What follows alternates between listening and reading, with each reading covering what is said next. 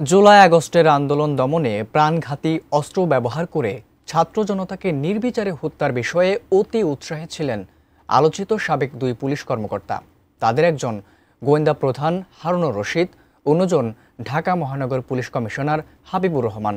এছাড়া সাবেক স্বরাষ্ট্রমন্ত্রী আসাদুজ্জামানের বাসায় ঠিক করা হতো আন্দোলন দমনের কৌশল। আদালতে সাবেক পুলিশ প্রধান চৌধুরী আবদুল্লাহ আল মামুনের দেওয়া জবানবন্দির নথিতে আরও উঠে আসে গুম ক্রসফায়ারের হত্যার নির্দেশনা আসত পতিত সরকারের প্রধানমন্ত্রী শেখ হাসিনার দপ্তর থেকেই।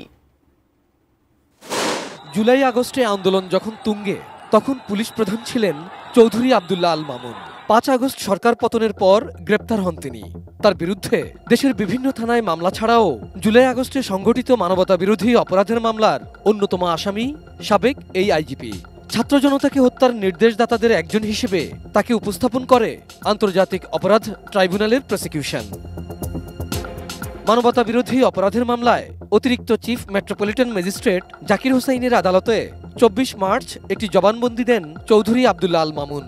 সেখানে জুলাই আগস্টে সংঘটিত হত্যাকাণ্ডের বিষয়টি স্বীকার করা ছাড়াও শেখ হাসিনার প্রায় ১৬ বছরের শাসনামলে গুম ক্রসফায়ারের কথাও উল্লেখ করেন তিনি। তার জবানবন্দিতে দেখা যায়, সরাসরি গুম ক্রসফায়ারের নির্দেশনা আসত ক্ষমতাচ্যুত প্রধানমন্ত্রী শেখ হাসিনার দপ্তর থেকেই। সে সময় একটি বাহিনীর প্রধান হওয়ার পরও তার অজান্তেই নাকি এমন অনেক কিছু ঘটত যা তিনি জানতেন না বলেও দাবি করেন। প্রাণ ইউএইচটি মিল্ক, শুদ্ধতায় ও মমতায় সবসময় সেরা স্বাদে।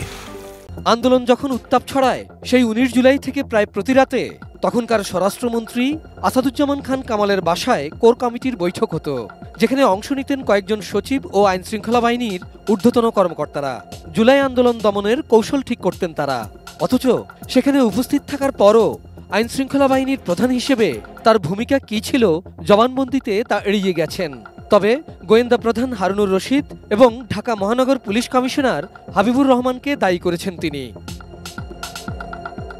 জুলাই আন্দোলন দমনে হারুন এবং হাবিব অতি উৎসাহী ছিলেন বলেও জানান তিনি।